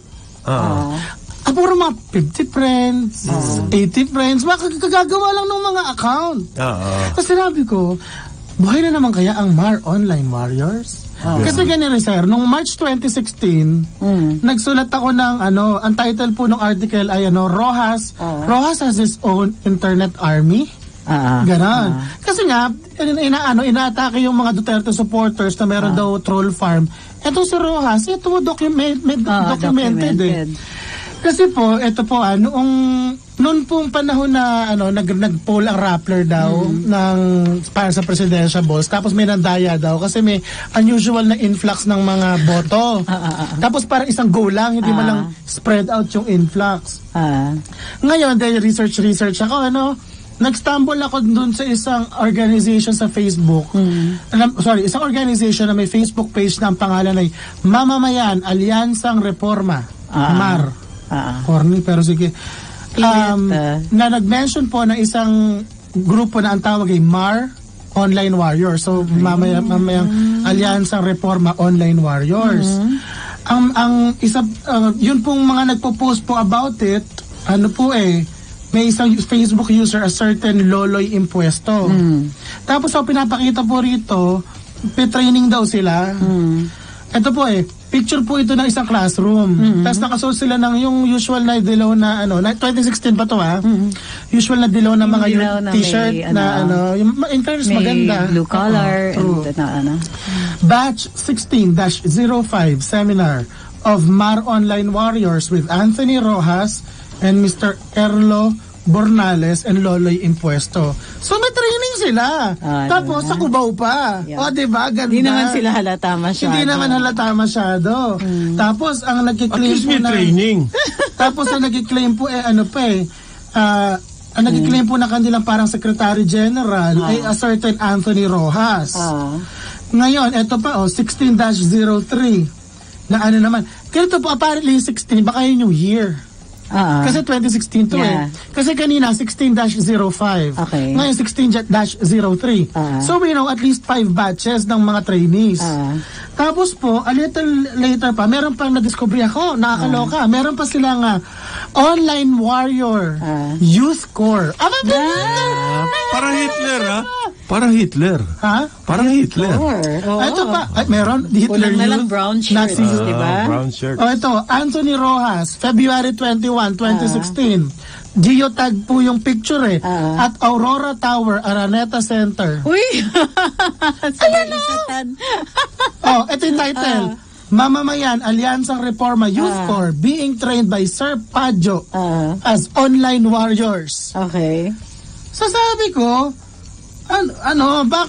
kami yung sasabihan ninyo na may troll farm. Ito, pinagmamalaki nila na meron silang troll factory. Diba? Tapos, sabi ko naman, baka naman mamaya ito ay isang independent effort lamang. Hindi parang may imprimatur ito ng Rojas Camp. Kasi po, meron pong isang photo showing na isang party. Okay. Isang party kasama itong nakaupo po dito si Judy Araneta Rojas, yung nanay ni Mar. Mar's mother and the Araneta family's matriarch. The person at the back wearing yellow is Anthony Rojas, yung Secretary General ni Mar. Tapos po itong gathering na to ay isang political gathering. Oh my. Kasi kung ito ay yung random na nakamukha ni Pangulo na alam mo yun, yung may birthday lang, gano'n. Yun, excuse yun. Pero pagka campaign period at may political gathering at kasama mo doon yung nanay ni Mar Rojas, di ba something fishy? So, eto na. That has been out since 2016. May na-mention ka ba? Meron naman na balita na may Mar Online Warriors sa mainstream media? Wala. Di ba? Puro tayo. The entire while, kami daw yung Metrol Farm. Wait lang. Sino ba mas maraming pera? Si Judy Araneta o ako? Di ba? Di ba? Girl. So, ngayon, yung nagko-comment sa Facebook ko, feeling ko, baka mga taga-Mar Online Warriors. Lahat ng nag-viral ko na Mar Rojas articles, after one day, pumapasok na yung mga pro-Mar na commenters. Pero pag tinignan mo yung mga profiles, bagong gawa, walang laman, 10 friends, mga ganon. Pero galit na galit. Kasi angry, righteous indignation ang dating nila. Tapos, pag hindi nila natahak yung argument or hindi nila kinontest yung facts, ako yung aawayin. Ako yung tatawagin. Pangit! Kung ano-ano yung nilalagay nilang ganon. So, nakikita nyo na, sabi nila, meron pa kasing system of approvals yan. Kung, ito ba, is this worth commenting on? Kasi namimili lang sila kung sino yung ifo-flood nila ng gano'n na comment. So, it continues to this day. Kasi mapapansin mo, attorney, yung mga ito pa funny. Meron po kasi silang ginawa ng mga fake Facebook accounts. So normally po kasi pag yung account mo walang nagko-comment, walang nagla-like, baka maban yun. Kasi it's likely fake account yun. Kasi pwede ba naman wala kang kahit isang friend. So yung mismo mga fake account nila, pinagko-commentan nila yung sarili nilang mga wall. So parang may 10 fake account. 1 to 10. Si 2 to 10, nagko-comment kay Juan. Para magmukha silang may network. Mukha silang may social network. Mukha silang may friends. So basically may packets ng mga ng mga troll accounts. Tapos yun yung pinagbumukha nilang legit na social network. Social sub-network. So ito yung funny part. And this goes perfectly in tune doon sa ininangawa ni Maria Ressa with the international community. May mga packets daw, ganon. Hindi ito alam ni Maria Ressa? Parang, alam mo yan? Ito, documented. Yung sa inyo, drawing nga lang eh. Diba, ano ba ginawa ni Maria Ressa? Magdodraw lang na marami-raming line, connect. Yan, legit na yun. Ito, yung mismong post, mga private citizens, at sila mismo ang nag-post. Declarations against interest, diba? Bago tuloy, magpapasalamat lang kami dun sa ilang mga nagpadala sa amin. Of course, as usual, si Ma'am Girlie from Bensburg kahapon dumating. Thank you po. Ay, meron nga palang paabot sa'yo na bag galing Singapore. Ay, talaga? Nakalimutan ko. Mamaya, focus na lang. Maraming salamat din. Meron lang ako. Ma'am May, tapusin na natin. Sige. Si Ma'am May Ann, siya yung nagpadala ng Dunkin' Donuts kahapon. Wow.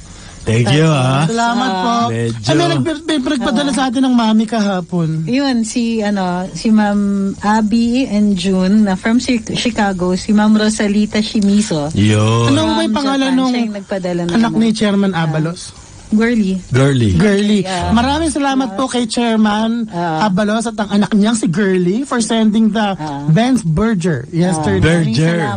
Abot din ako ng Burger uli. Sana meron bukas birthday. Benz Burger sa may Wakwak Golf lang. Bili kayo. Ang sarap, grabe. And finally, si Sir Chuck Sichung at saka yung si Attorney Claire Angeles Castro. Gusto po. Okay. Sabi ni Andaya. Di ba napas na yung budget binigay na kay Duterte. May dagdag. Okay. Di ngayon. Meron na naman. Meron TV balita lang ako gusto ko na. Na-delay yan by 3 months. Kasi yung away nga na Senado. Ano daw yon? It's a sign of a vibrant democracy. Boss, yung democracy nyo, tinamaan na ho yung economy natin. Sinabi na ng mga economists, yung ating growth rate ngayong first quarter, habang you're exercising democracy dyan sa Kongreso, tinamaan na yung ating economy. Ang sabi nila, makikita na yan pag nireport sa May. Sir, para lang may rapist. Hinuli mo. Sabihin sa'yo, hindi mo ko dapat ikulong. Bakit? Because I am proof that law enforcement works. The justice system works. Sabihan kaya natin si Laila de Lima ng So sabi ni Pernia, sigurado na tayo, bagsak na ang ang growth rate ngayong first quarter. Salamat sa democracy. Okay, salamat sa democracy. Ano man democracy? Pinaghati-hatian nyo yung budget ng DPWH. Democracy daw yun. You're so baboy. Kasi that's democracy naman yung kanya. Demonocracy. Demonyo! The pig. These people. Sabi naman, even the bank economists, sabi nila, sigurado, tama na tayo.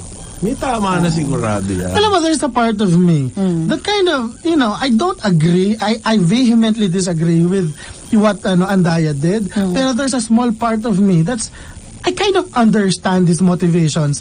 A very small part, Kasi I'm not perfect, Pero ito yung point. Pag pinalusot ka na, alam mo, di ba, pipirmahan na yung budget. Binabanatan ka na ba? Hindi ka na binabanatan, di ba? Ba't kailangan mo pa humira? Tumahimik ka na lang dyan. Tinanong siya. Di ba? Ikaw na yung nagtarantado. Gusto mo sa ending, ikaw pa bida? Wow! TP democracy yun. Dapat yata dyan, pag-drug test, Tumatakbo pa siya, di ba? My God, say no to For- drugs. Ang Ano ba, growth rate Mio? natin first quarter compared last year, almost 7%, 6.7. O sa mga ano ngayon, 5.5. 6, mga 6, gano'n. Malaking bagay, Sayang. It spells the Ngayon, difference gagawin of, ni Duterte, hahabulin niya yan. Hopefully by April, baka magsimula na ng...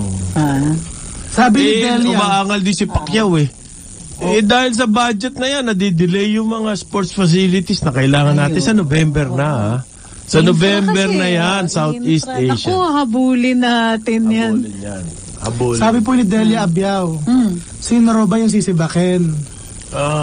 Kilala ko po, pero ayoko po sabihin kasi baka po mausog. Baka mabalis Oo nga naman. Tabi-tabi po.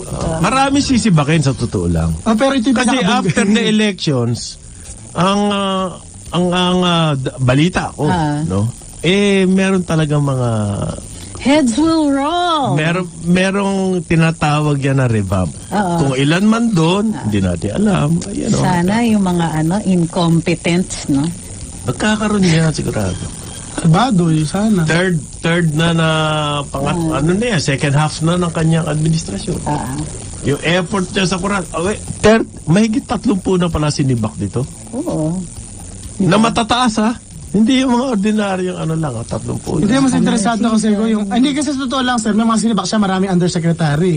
Okay, si Maya Halmen Valdez nga lang. Yun yung one of the first. But, mas interesado kasi ko sa mga sisibakin niya na secretary. Yung totohanan lang. Yung talaga yung todo na no? Sino ba huli niyo ng sibak? Si Sueño. Sino pa ba? Wala pa. Cabinet level, wala pa. And this will be interesting. Marami yan. Baka mukhang, ayoko mag-iinak. Ang mga in-appoint niya na cabinet, ilan lang naman yung close sa kanya. Yung sa kanya, mga magic bunot, yung Ben Jokno, hindi naman niya kilala yan Ay, hindi. Nagtiwala lang siya So, si Liling naman, okay naman si Liling yung sa education. So, naman, wala akong mareklamo. Wala naman masyadong problema.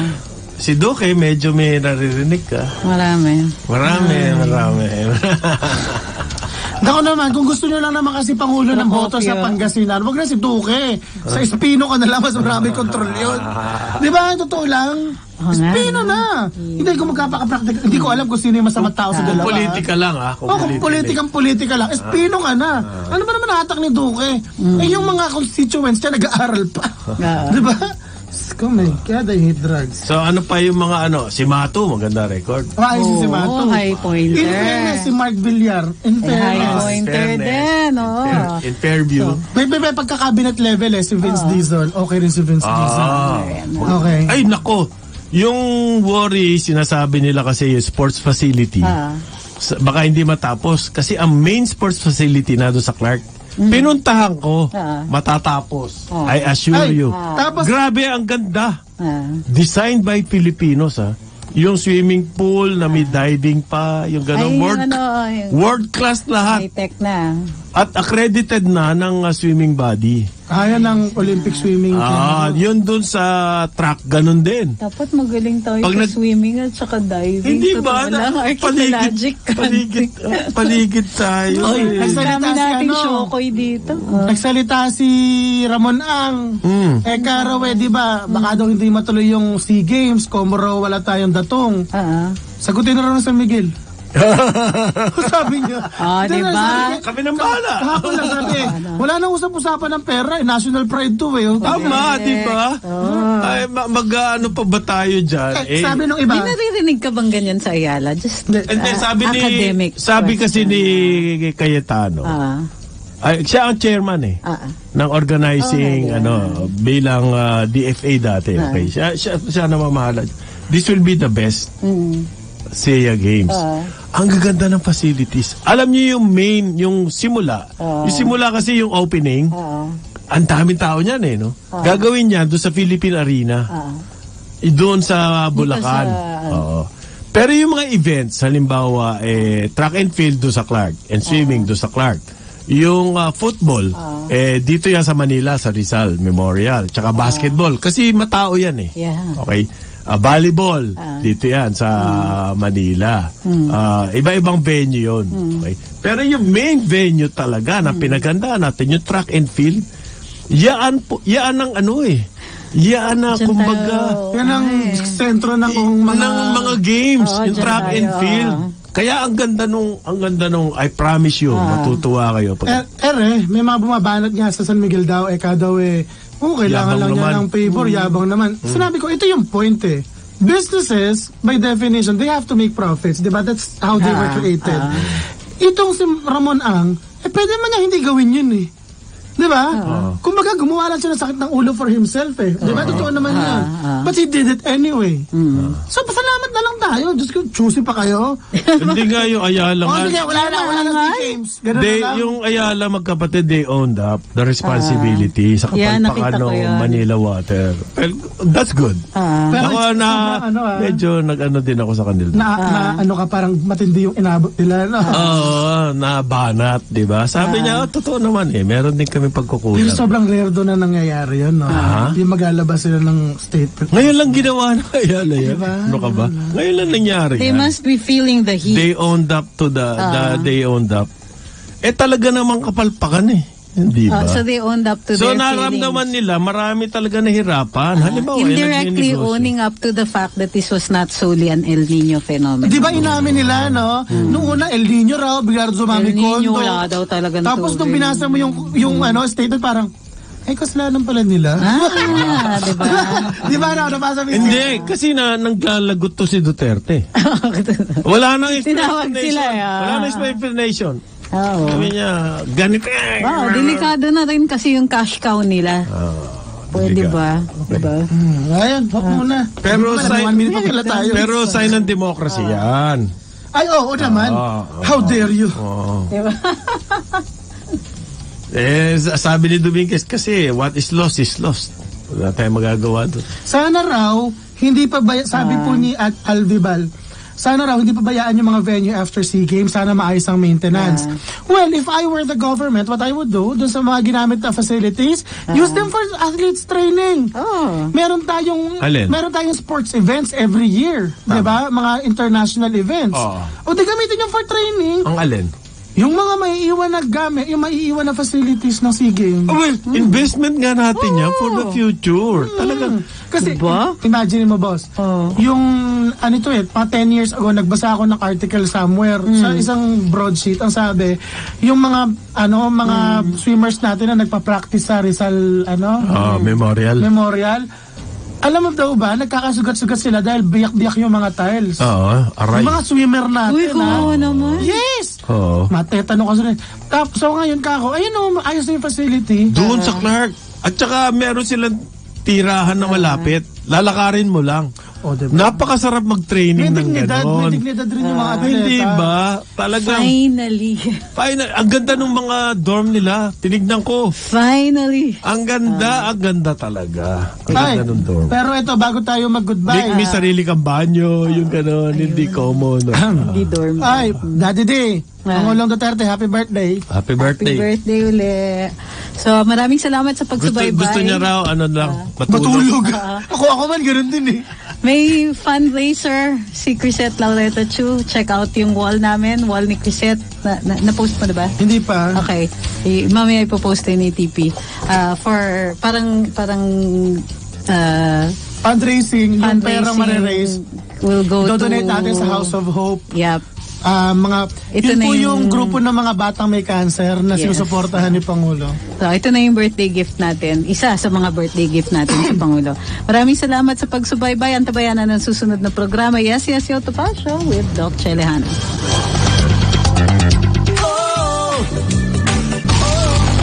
Sumainyo ang programang Karambola sa DWIZ. Hanggang sa muli, tayo'y magbabalik upang ihatid ang pagtalakay sa iba't ibang mga issue dito pa rin sa programang Karambola sa DWIZ.